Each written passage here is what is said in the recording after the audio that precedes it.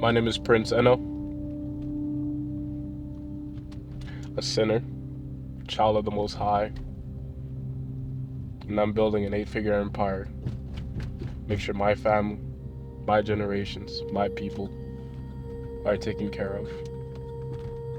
To help as many people as I can in this world before I'm called back to the Lord Jesus Christ. And this is me documenting every single steps, every single failures, every single successes, helping you guys keep me accountable so that I have no other choice than to succeed. So this is my story, my journey, and I hope you guys enjoy it. This is chapter 1 and episode 1.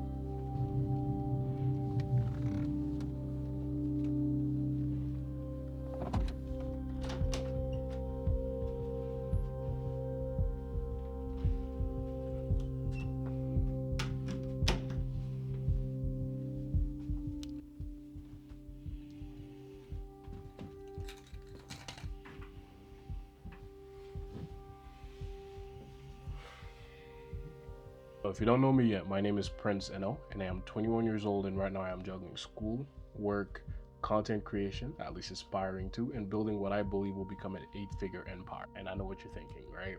Another kid with big dreams, big aspirations, another dude on the internet talking about making all this money, getting super rich, building an eight-figure empire, blah, blah, blah, blah, blah. Yeah, we've seen many views. I get it. There's nothing to show for it. Well, here's the thing though, for me, I'm not doing this for the flex. I'm not doing this for the fame or whatever other people are doing this for.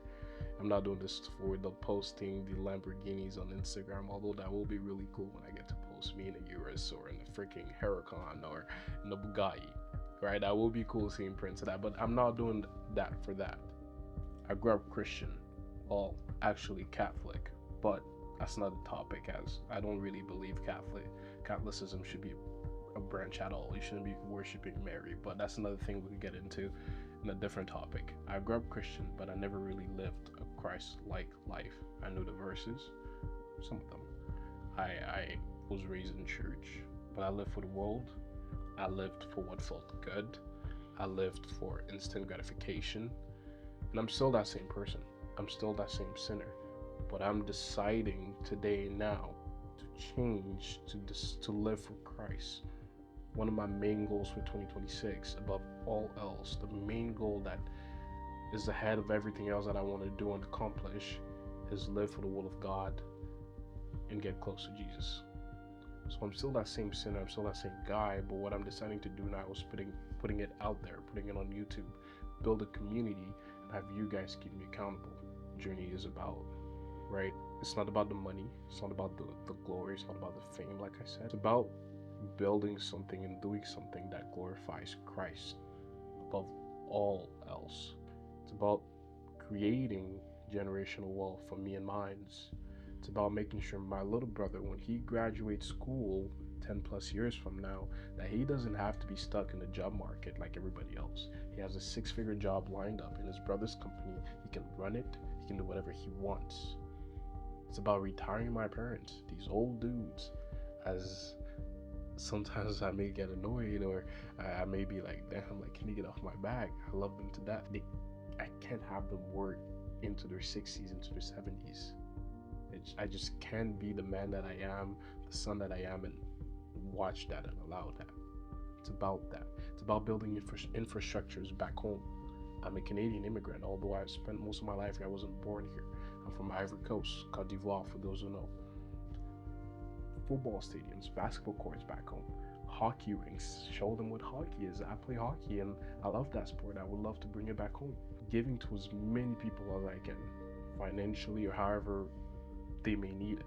Because I believe the main idea, the main message from the Bible is love. Love in the sense when you do see sin, because there's so much sin in this world right now. Like when you do see sin, for example, homosexuality, if you do see sin, somebody stealing from another, you don't condone it, but you tell them better, you tell them about Christ, you pray for them, and you show them better by making sure that in everything that you do, you let your light shine upon others, so that everything that you do may glorify our Lord that is in heaven. If I have to sum everything that I just said into one word, my journey here is to keep you guys, have you guys keep me accountable and make sure that what we're building here, what I'm building here, glorifies Christ above all else. So really, this isn't hustle. It's not. Yeah, it's not a hustle. It's a mission, really. And I really need you guys to keep me accountable because It's a flaw of mine. My dad's always told me this: finish what you start. I would open the cupboard downstairs in the kitchen, forget and not close the cupboard. Finish what you start. I have this.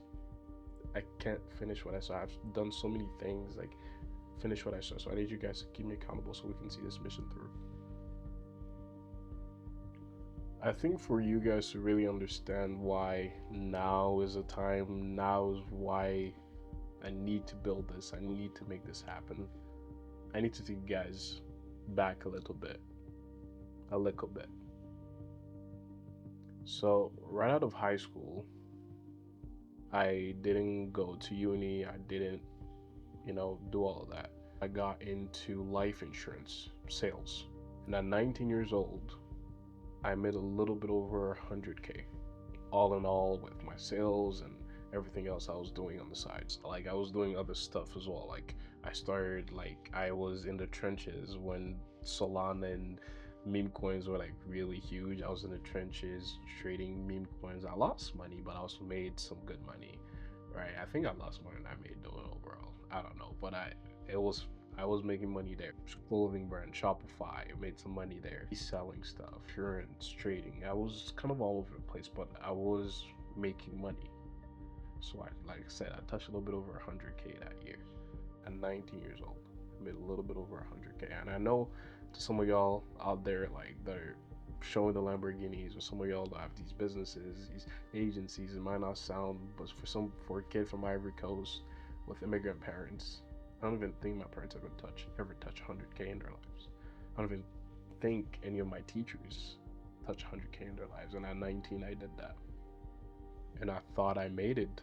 I thought I made it. I thought I had the money. I thought I was the guy.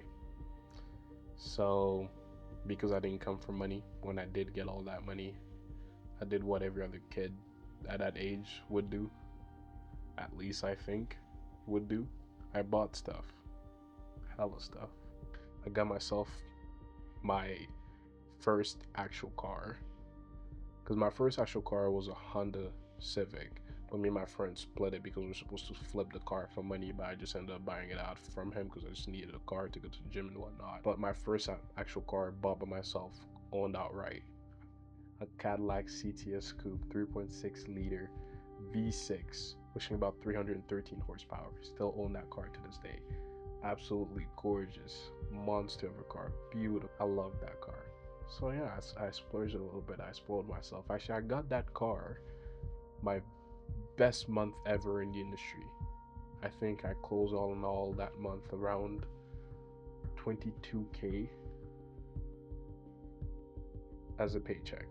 I wrote about 35,000 in insurance policies. But here's what they don't tell you when you're young, making money for the first time, especially that amount of money. Having money and understanding money are two very different things. So I racked up debt. And in my mind, I was doing what I heard, what I seen on YouTube, what the wealthy preach. Utilize debt, leverage debt. Debt can be good, right? Investing and all the stuff, right? So all these terms that I heard online, I put some of them in practice. I was purging mostly, but yeah, I put some of them in practice. And I felt basically I was stupid. I was trying to imitate wealth. Best long term, didn't see returns, brought it out kind of thing. I was doing all the terms that I heard online. I was investing. I was using leveraging debt. At least I thought I was. I really wasn't. So I failed. Tried to imitate wealth without understanding wealth. And I paid for it. Still paying for it to this day. I'm still paying down my CRA owings from 24 because I didn't know it was going to be that kind of money as well. So I'm still paying that off, and I did not save for taxes because as a sales guy, you are a sole contractor, and that's one thing that really bit me in the ass as well. Not saving for taxes. So again, still paying for it. Like I said, I was stupid. In the comment, you can call me stupid. I was stupid. So after 2 years of not making generational wealth, was it 2 years? Yeah, we're what, 26 now? Yeah, it's 2 years. Well, 2 years and a few months. So after 2 years of not making generational wealth, now retiring my parents, not doing any things I said I would do, I'm going back to college. I know. Now let me be clear. I'm not going to back to college because I need a degree to build a business or whatever the case may be. Like I said, I touch more than some teachers do. And not to sound arrogant, although it does sound arrogant and it is one of my flaws, but I learn better by doing, not by sitting behind a desk and writing and doing notes. I learn better by going out myself and finding out and failing, right? So I'm not going back because I need a degree or because I want to. I'm going back because, well, I grew up in an African household. Some of you may understand what that means, but I'm going back because of my parents. And frankly, I just want them off my back. And a diploma in your pocket may not be the worst thing. It could actually be an asset down the road, right? So that's the reason I'm going back. So now that y'all know a little bit about what's been, what has been, let's talk about what's to be. So what does an 8-figure empire actually look like? And more important, why? Why am I doing this? For me, an 8-figure empire is super simple. And I say 8-figure because that's like what what I know we will achieve. But like we're shooting for billions, trillions, right? Anyways, 8-figure to me is an empire that my brother, when he graduates school, is not stuck in the job market. He has a 6-figure position waiting for him. He can run the company if he freaking wants. An empire that pays for and provides for generations and generations of Enos to come. An empire that provides for my sister. She's 20 something and she's autistic. Ooh, she gets my nerves sometimes, but she's love. I love her, right? But that provides all her living needs, gets her a house next to mine, or she can even live with me and hire a nurse or whatever the case is. She don't really need a nurse. Like she's functional, just intellectually she's not really there, right? But yeah, that's what it's something that just takes care of everything, allows me to build back home, allows me to give to everybody that needs it, allows me to do the will of God. Really, that's what it is. So yeah, like even deeper than family, beyond family, it's bigger than that. I want to build infrastructures back home, create real businesses that make real change and real impact, help as many people as I can, and just provide. I don't know, like just do and help. So it's bigger. It's bigger than me. It's bigger than just providing for my family. So yeah, above all of that, above the money, above my family, above me, above helping people, all that comes is in compensate. Is all of that can be summed up into I want to build something that glorifies Christ above all else.